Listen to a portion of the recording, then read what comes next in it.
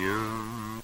That's where I long to be with my three good companions. Just my rifle, pony and me.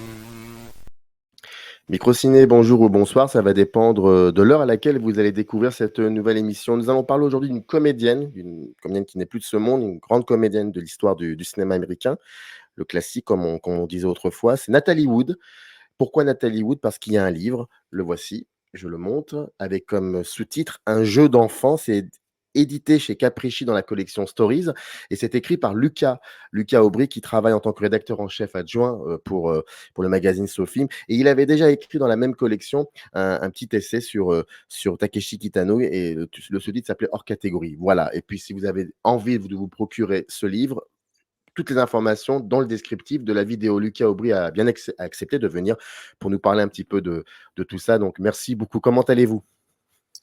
Mais je vais très bien, merci à vous pour l'invitation. Étant journaliste, généralement c'est moi qui pose les questions, mais cette fois-ci je vais tâcher d'y répondre et d'être un bon client, comme on dit. Comme on dit. Bah, commençons d'emblée par une question que je pense n'importe quel journaliste poserait, à savoir, Nathalie Wood, dans votre propre, je dis bien dans votre propre histoire du cinéma, ça représente quoi exactement? Et bah alors moi c'est assez étrange parce que donc je ne suis pas, on parlait là du cinéma classique. Moi à la base c'est pas mon cinéma. Je pense que je suis un peu plus porté comme ça, ma cinéphilie, hein, plus Hmm. porté sur le nouvel Hollywood, les années 70. Mais c'est justement aussi l'intérêt d'écrire des livres et des biographies, c'est de se plonger dans des périodes ou plus largement quand on est journaliste, de se plonger dans des sujets qu'on ne connaît pas forcément très bien. Typiquement, moi, Nathalie Wood, j'étais tout à fait novice en Nathalie Wood avant. J'avais bien évidemment vu La fièvre dans le sang, West Side Story, La fureur de vivre, bien sûr, mais je n'avais pas un rapport si privilégié que ça avec elle. Euh, Alors qu'aujourd'hui, bien sûr, après avoir passé un an, je dis que j'ai passé un an avec elle parce que quand on écrit, on est entouré on essaye de se renseigner au maximum, on est entouré de livres avec souvent sa photo et tout, donc j'ai l'impression d'avoir passé un petit bout de temps avec elle. Et maintenant, elle occupe effectivement une bonne place euh, dans ma cinéphilie. Est-ce que ça, c'est après avoir effectivement passé une année avec elle, entre parenthèses, est-ce que aujourd'hui ça vous a donné aussi envie peut-être de comment je pourrais dire ça, de vous intéresser beaucoup plus à cette période du cinéma américain par le prisme des corps, c'est-à-dire par le prisme des comédiens et des comédiennes. Est-ce que c'est quelque chose qui vous a donné envie? Oui, bien sûr, parce que lors de l'écriture, on croise forcément beaucoup de monde et du beau monde. On croise Liz Taylor, James Dean, ou des réalisateurs, Nick Ray, évidemment. Oui, ça m'a donné complètement envie de m'y plonger un peu plus. Voilà, c'est prévu. Je suis encore jeune, j'ai encore beaucoup de films à voir, mais en fait, on a toujours beaucoup de films à voir. Mais oui, effectivement, ça m'a donné envie. Et également dans Nathalie Wood, parce que donc c'est le concept que je peux rappeler, le concept des Capricci Story, c'est vraiment de raconter l'histoire de Nathalie Wood, non pas comme un essai, mais plutôt du point de vue du récit. Et donc, même pendant l'écriture, je n'ai pas vu tous les films de Nathalie Wood, même ceux sur lesquels j'allais parler avant d'écrire le livre, parce que sinon, en fait, à l'écriture, on a tout le temps envie de faire des comparaisons et justement, ou de faire justement des hypothèses, et ça peut vite partir à l'essai. Donc, ça s'est plutôt fait dans le sens inverse. En fait, j'écrivais. Ou même des films que j'avais déjà vus. Par exemple, j'ai écrit le chapitre sur West Side Story en faisant bien attention à pas le voir, sinon j'allais toujours dans le texte faire des retours au film et c'est pas l'intérêt. Je pense que c'est pas l'approche que requiert cette collection, quoi. C'est pour ça que vous commencez votre livre par quelque chose qui, qui pourrait peut-être être, pardonnez-moi de ce mot un peu provocateur, hors sujet, mais avec le recul et quand on referme le bouquin, on comprend pourquoi vous commencez de cette manière-là et vous utilisez le mot récit, on est vraiment dans une espèce, d'histoire américaine, en fait, en quelque chose comme ça, même si ça commence à Berlin et donc déjà, pourquoi commencer de cette manière? Et puis surtout, comment vous avez, approché, Nathalie Wood, pour écrire pour penser à cette architecture au niveau du livre? En fait, l'idée est venue assez tôt, hein. J'avais envie de commencer dans cette révolution russe parce que c'est l'histoire de ses parents et que ça explique aussi pourquoi cette mère a été si écrasante d'ambition. C'est parce que on est donc même s'ils ne faisaient pas partie de l'aristocratie, mais c'était quand même des Russes blancs en exil. Et il y a cette volonté de retrouver un peu de leur splendeur passée. Donc je savais que ça allait commencer dans la révolution russe. Étant moi-même plutôt porté aussi sur le sujet des révolutions, en fait, ça m'intéressait d'écrire là-dessus. Ça devait même commencer sur quelque chose de beaucoup plus classique, qui marchait pas si bien que ça, que j'ai pris énormément de plaisir à écrire, mais qui marchait pas si bien que ça sur un gros chapitre sur la révolution russe qui commençait, qui était plus premier degré sur Lénine, la prise du palais d'hiver et tout. Et puis je suis donc tombé sur cette histoire assez incroyable de cette jeune femme repêchée dans un canal de Berlin, qu'on croit d'un coup être la princesse Anastasia de Russie, euh, alors que ce n'est en réalité qu'une simple ouvrière polonaise, et puis qu'il y a cette histoire assez fantasque qui part aux États-Unis. D'ailleurs, aujourd'hui, elle est plus connue sous le nom de Anna Anderson, qui est son nom qu'on a fini par lui donner aux États-Unis. Donc ça m'intéressait et ça m'intéresse de manière générale dans le cinéma, les débuts de films et les débuts de livres qui sont hors sujet, mais on peut appeler ça également décentré, plutôt que de commencer classiquement par sa naissance, ses premières années. Mais cette partie russe du livre a son importance et je pense qu'on peut le dire. Donc il y a Oui. ce twist à la fin où on retrouve Anastasia, qui devait être le prochain rôle de Nathalie Wood, donc avant sa disparition, ça n'a jamais pu se faire. Et, euh, et ça, c'était presque un coup de chance parce que c'était pas anticipé, c'est-à-dire que j'avais déjà écrit le chapitre 1 sur Anastasia et après, quelques jours plus tard, j'ai découvert que ça devait être son dernier rôle et je me suis dit c'est génial, ça fait un livre, on aime les boucles comme ça et j'étais très heureux. Non, mais c'est ça qui est incroyable, on est un peu enfin, comment je pourrais dire ça? On est un peu jaloux, enfin, c'est re comme dirait l'autre, c'est relou. Tous ces concours de circonstances qui émaillent dans ce bouquin et à un moment, on se dit: «C'est pas possible». On connaît Nathalie Wood, elle a réellement existé, mais c'est ça, elle a réellement existé parce que c'est important le réellement. Je vais vous donner je donne un exemple pour ceux qui nous regardent. C'est dans le chapitre qui s'appelle La vie de ma mère et page 25. Voilà ce que vous écrivez. Alors, il faut savoir que ça parle d'un film qui s'appelle Belle Promesse en 49 et si je me trompe pas, elle a 11 ans. Nathalie Wood à ce moment-là, elle est née en 38, je crois, si je me C'est trompe bien ça, pas. c'est tout à Ça va fait être ça. ça. Et voilà ce que vous écrivez. Elle est si discrète qu'elle ne lève pas le petit doigt lorsque sa... Alors, elle, c'est la maman. Elle est si discrète qu'elle ne lève pas le petit doigt lorsque sa fille, Nathalie Wood, donc, frôle la noyade sur le tournage des Belles Promesses en 1949. Financé par un industriel texan pour encourager les jeunes agriculteurs sur la voie du progrès et la libre entreprise, le film est entouré d'un mauvais présage dès le début, malgré son titre.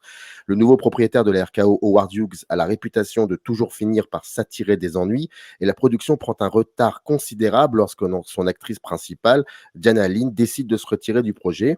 Dans le rôle d'une petite fermière, donc Nathalie tire son épingle du jeu au milieu de ce qui ressemble de plus en plus à un film de propagande. La scène où elle doit traverser un pont en bois pour tirer d'affaire deux de ses agneaux coincés sous la tempête promet même du grand spectacle. Et pour cause, à l'exception de la jeune actrice, tout le monde est au courant que la passerelle doit s'écrouler quelques secondes seulement après qu'elle a gagné la rive. Personne ne bouge lorsque les planches s'effondrent plus tôt que prévu, ni sa mère, ni le réalisateur qui ordonne de laisser tourner, tandis qu'elle se débat contre un courant de tous les diables. Nathalie ressort de la prise en état de choc, un poignet fracturé que l'on refuse de soigner à temps pour ne pas faire prendre plus de retard à la production, et l'on serait curieux d'entendre sa mère raconter l'événement dans la presse si on l'interrogeait. On peut se demander ce qu'elle inventerait pour taire qu'elle n'a pas bougé de sa chaise. malgré les hurlements de sa fille qui doit désormais vivre avec la certitude désagréable que personne ne viendrait l'aider si un tel épisode était amené à se reproduire. J'ai fait exprès de prendre cet extrait un peu long, déjà ne serait-ce que pour qu'on ait un aperçu aussi de votre style que je trouve assez vraiment, vraiment passionnant. Et puis surtout, voilà, c'est ce qu'on disait. Il y a comme ça des petites... des espèces d'indices qui émaillent le livre et finalement, quand on referme le livre, on comprend certaines choses parce qu'il y a aussi la séquence de la baignoire dans La fièvre dans le sang, où vous parlez de cela aussi. Voilà, il y a toujours un rapport avec la noyade et ça doit être, c'est dur, c'est paradoxal ce que je dis, mais ça doit être passionnant pour un auteur qui se lance dans l'écriture d'un livre concernant Nathalie Wood et qui voit qu'il y a plein de choses qui finalement, en fait, c'est logique, tout est cohérent.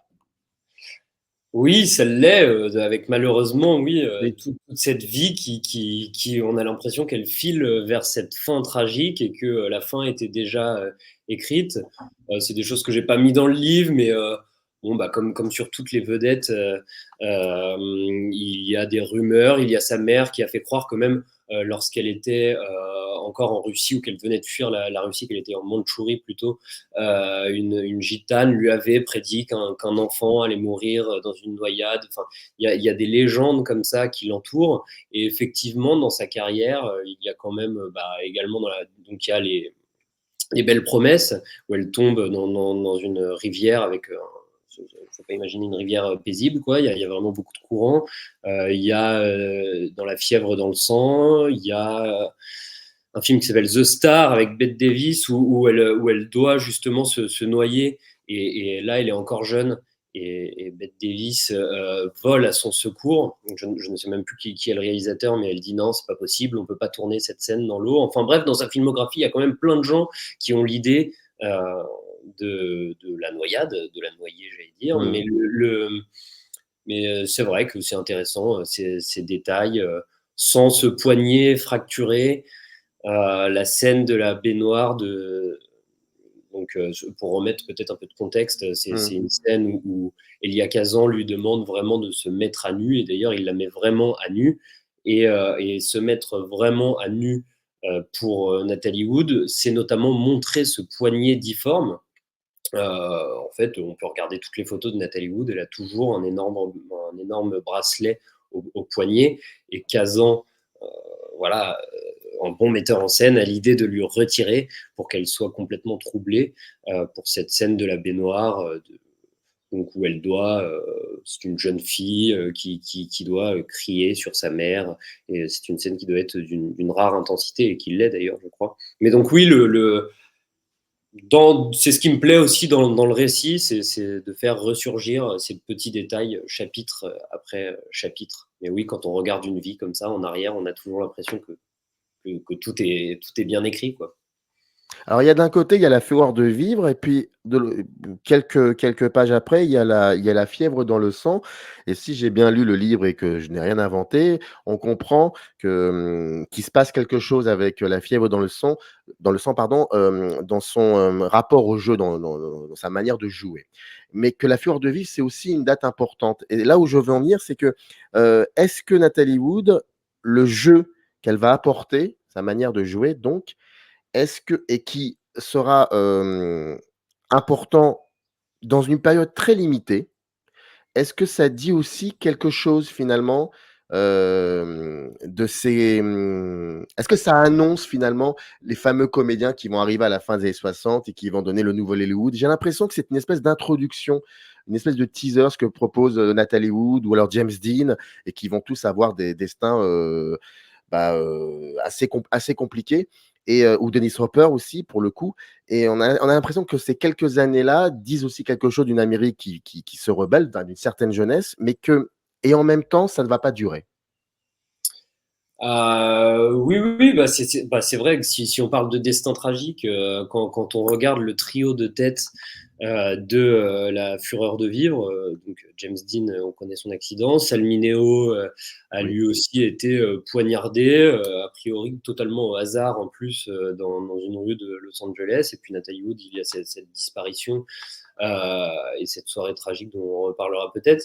Mais je pense que déjà son jeu est différent entre La fureur de vivre et La fièvre dans le sang. Je pense qu'il y a un tournant. je pense, en fait, pour tout comédien, il y a un tournant quand on travaille avec Monsieur Elia Kazan.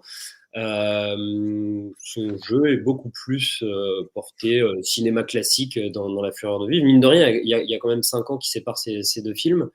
Et est-ce que ça et après, elle n'est pas passée par l'acteur studio, mais elle a toujours eu cette fascination. On pense évidemment à sa relation avec James Dean, mais elle a aussi fréquenté des gens qui étaient fascinés par l'acteur studio, des gens moins connus comme Scott Marlowe. Mhm. Faut savoir que Nathalie Wood, elle a quand même vu pendant donc, l'acteur studio est quand même relié d'une certaine manière à la psychanalyse, puisque on doit aller puiser dans le plus profond de nous-mêmes pour façonner le personnage que l'on va jouer. Et Nathalie Wood a fait 20 ans de psychanalyse quotidienne. Donc c'est quelque chose qui l'intéresse. Et après, est-ce que ce jeu, bah oui, donc ce jeu de l'acteur studio préfigure ce qui va arriver dans le nouvel Hollywood, effectivement. Je ne sais pas si je réponds très bien à la question. Non, non, Je, très, très. je Non, non, brode. non, non, mais il y a pas. Alors, il y a aussi autre chose un peu plus loin, c'est page 45 dans le chapitre Le Grand Bain, où c'est là où vous commencez à. C'est là où vous allez introduire donc la fièvre dans le sang. J'ai relevé un petit extrait qui, pour le coup, présente vraiment cette actrice de bout en bout. Vous écrivez, c'est drôle, un miroir, on s'y trouve soudainement plus démuni que dans la réalité, les deux mains posées sur la vasque de la salle de bain comme à la barre d'un procès, un procès lors duquel Nathalie siège invariablement du côté de l'accusation contre sa propre personne. Elle a beau avoir toute une génération d'Américains à ses pieds depuis qu'elle a incarné la fiancée de James Dean, des partenaires qui tombent sur le charme après avoir partagé ne serait-ce qu'une scène avec elle. Elle ne comprend pas bien ce qu'on lui trouve. Sa beauté n'est ni évidente ni fantastique. À 21 ans, elle est une actrice déjà bien abîmée, fatiguée de courir les auditions et les plateaux de tournage, de devoir répondre aux questions des journalistes, de toujours faire bien attention à ne jamais décevoir sa mère et les réalisateurs. Tiens-toi droite, reste sur tes marques et souris à la caméra. Depuis tout ce temps, la comédienne est ce que l'on attend d'elle et elle n'est rien d'autre en dehors de ça. Est-ce que, alors moi je connais la réponse vu que vous l'écrivez dans le livre, mais est-ce que quand je lis ça, je trouve cohérent le fait qu'entre 1969 et 79, elle tourne pratiquement pas, si ce n'est pas du tout.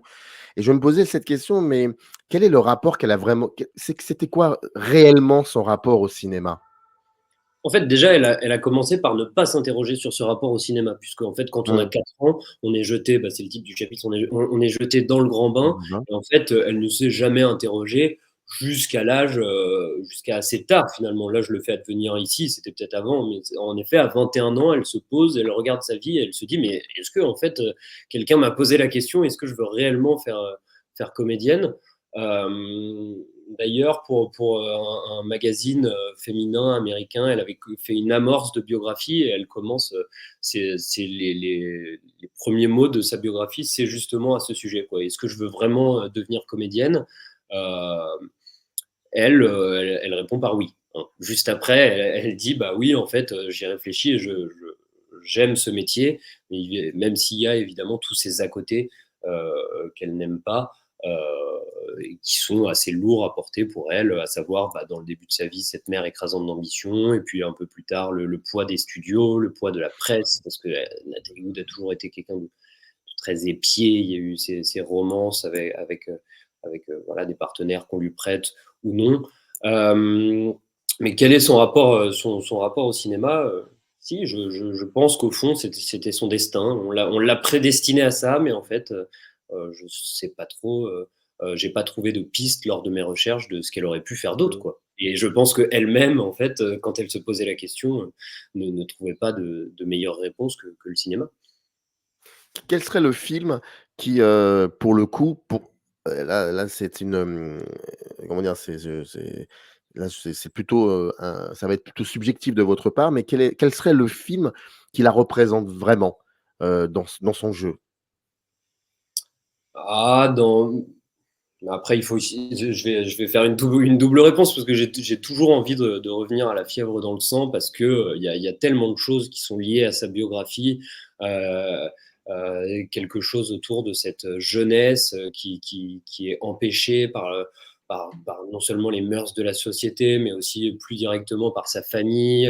Il y a ses amours contrariés, il y a cette réflexion sur ce qu'on fait de nos vies.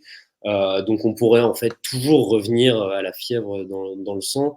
Mais moi, j'aime bien, un peu plus tard et un peu moins connu, peut-être pour ouvrir sur d'autres films de la filmographie de Nathalie Wood. Moi, j'aime beaucoup Une certaine rencontre de Robert Mulligan.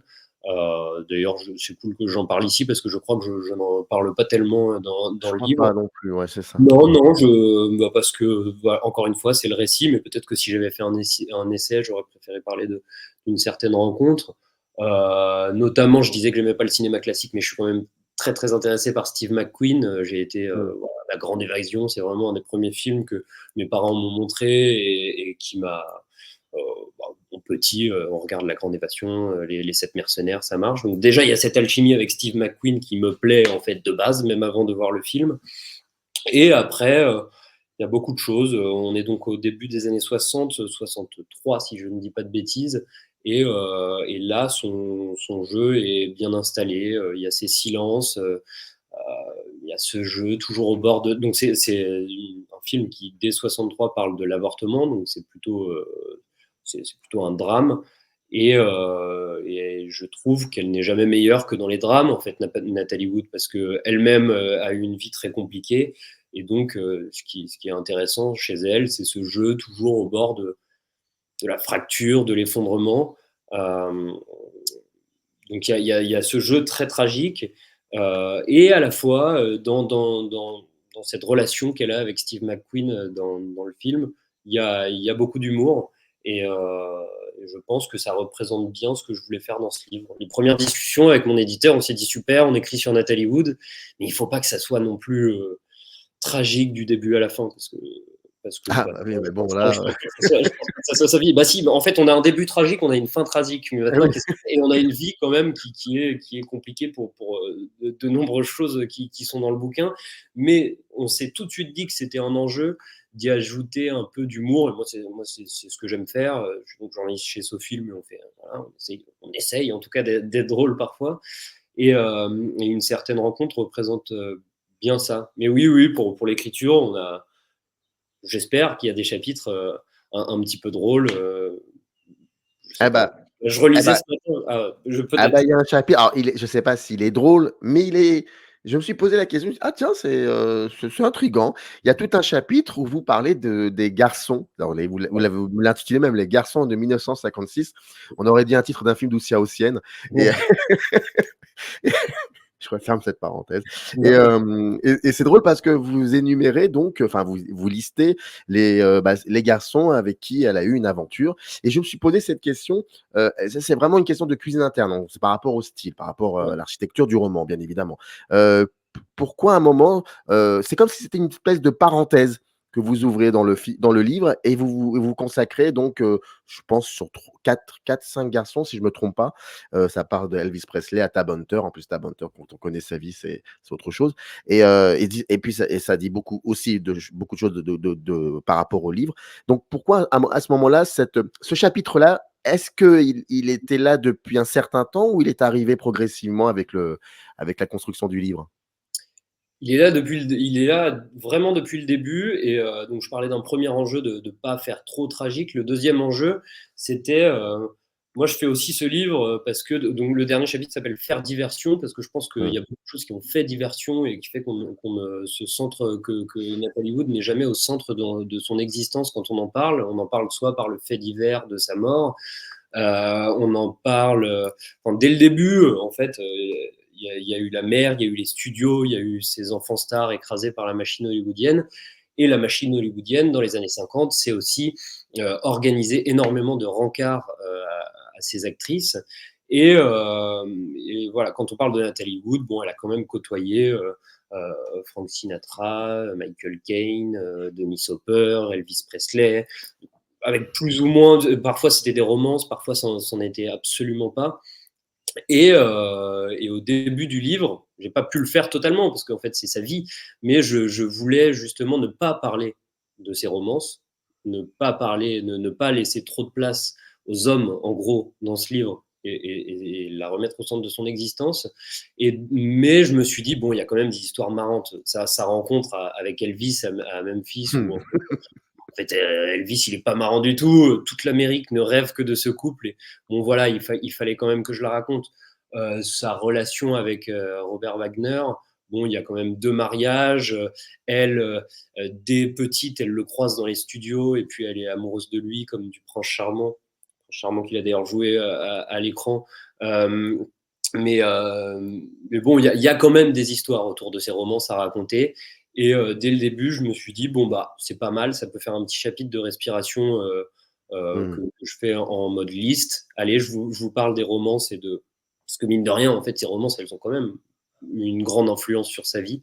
Mais c'était pour décharger un peu les autres chapitres de ça. Et on s'est dit que ça marcherait très bien au milieu, quoi. La fin du livre, donc, va beaucoup s'attarder sur le 28 novembre 1981. J'espère que je ne me suis pas trompé dans la date. Et là où je veux en venir, et c'est toujours dans la question liée à la cuisine interne, est-ce que ce moment du livre, vous l'avez écrit à la fin ou au début? C'est un peu pareil. À la base, je voulais presque pas en parler. Et puis, en fait, je peux pas faire une biographie de Nathalie Wood sans parler de sa disparition, quoi. Parce que D'accord. quand on tape sur Google Nathalie Wood, et c'est, je pense, encore plus vrai dans les occurrences quand on tape en français, vraiment, alors là, pour le coup, ça ne parle que de sa disparition et que de cette dernière soirée. Et d'ailleurs, même en France, bon, bah, il n'y a pas encore de livre sur Nathalie Wood, à part 2 livres qui imaginent justement ce qu'aurait pu être sa dernière soirée. Donc c'est vraiment ça qui intéresse les gens. Je parlais de faire diversion, c'est pas moi qui c'est emprunté à notre ami Bourdieu qui dit que les faits divers font diversion. Je pense que c'est très très vrai encore plus dans notre époque, et donc j'adore cette phrase en fait. Ah ouais. Enfin, je trouve ça hyper intelligent et à la fois drôle. Et donc, non, à la base, je voulais même pas en parler. Et après, je me souviens plus. Enfin, très vite, je me suis dit, bah si, il va falloir en parler. Je crois que je l'ai plutôt fait à la fin. Ouais, si, je crois que je les ai pas du tout écrits dans l'ordre. Donc, je me souviens plus de l'ordre des chapitres. Mais bon, je savais qu'il fallait s'y atteler de toute façon au récit de cette disparition. Où j'ai essayé d'y mettre là aussi un peu de comique, parce que c'est quand même précède cette disparition 2 jours de biture, quoi. Si on peut appeler ça comme ça. Eh bien, écoutez, c'est ça. Eh bien, écoutez, je vais vous faire une confidence. Ça m'arrive très rarement, mais je peux pas ne pas vous faire cette confidence vu que vous avez écrit le livre. En fait, j'ai commencé par la fin. Parce Ah que je d'accord. voulais je vais vous expliquer pourquoi. C'est la première fois que ça m'arrive, hein, Ouais. dans cette chaîne-là, c'est la première fois. En fait, je voulais savoir comment vous alliez raconter la fin de Nathalie Wood. Donc ça a un peu marché et alors non pas que j'ai appris des choses et même si j'en ai appris, peu importe. Non, mais c'était pour savoir vraiment comment vous alliez raconter ça et je trouve qu'en fait, entre la fin et le début, c'est la même il y a une cohérence dans votre style, si je peux me permettre, de dire ça et j'ai trouvé que finalement, c'était constamment des, des propositions de scénarii, en fait. À chaque fois que vous entamez un chapitre, c'est comme si vous alliez nous raconter un film. Et j'ai senti ça et dans le début et surtout vers la fin. En plus, comme je l'ai lu en premier, donc il y a ce rapport qui est très fort aussi à ça, aussi, à cette manière de rendre. Mais ça, je pense que il y a aussi l'expérience chez Sofilm, étant donné que je lis aussi Sofilm, donc je vois très bien de quoi. Voilà, il y a un rapport comme ça très journalistique aussi dans cette manière de raconter, et je trouve ça vraiment passionnant. Bah, je suis très content si ça a pu marcher. Moi, c'est vrai que je me sens proche de cette collection parce que je la lisais avant qu'on me propose d'écrire donc ce premier Mm. livre sur Kitano et celui-là. Donc, je sais que ça me plaît de faire ça. Euh, Effectivement, c'est drôle. Là, je vais présenter le livre. Donc, il est en partenariat avec le Festival de La Rochelle. Et je vais Mhm. là-bas et ça m'a fait rire parce que je suis présenté comme critique. Alors que moi, je me définis absolument pas comme un critique de cinéma. Justement, je suis journaliste et ce que j'aime, c'est faire ces récits-là. Et pour ce que vous dites sur le côté scénario, c'est vrai que c'est presque une volonté de mes éditeurs que chaque chapitre puisse se lire de manière tout à fait indépendante, comme si c'était un article. Eh ben, c'est exactement ça. En tout cas, je rappelle, alors et encore ça va surprendre celles et ceux qui nous regardent, parce qu'on n'a pas tout dit. Il y a encore plein de choses, qui sont dans le livre, donc c'est pour ça que Ah oui. maintenant oui, maintenant il va falloir que vous travaillez aussi, vous, les lecteurs et lectrices. Donc je vous invite à cliquer sur le lien qui se trouve dans le descriptif de cette vidéo. Je rappelle Nathalie Wood, Un jeu d'enfant. C'est édité chez Capricci dans la collection Stories et c'est écrit par Lucas Aubry qui était là pour nous en parler. Et vraiment, c'était un plaisir. Je montre de nouveau la couverture. Voilà. Merci beaucoup en tout cas, Lucas, et puis à très vite. Très vite. Générique. Arrive in the canyon, that's where I long to be, with my three good companions.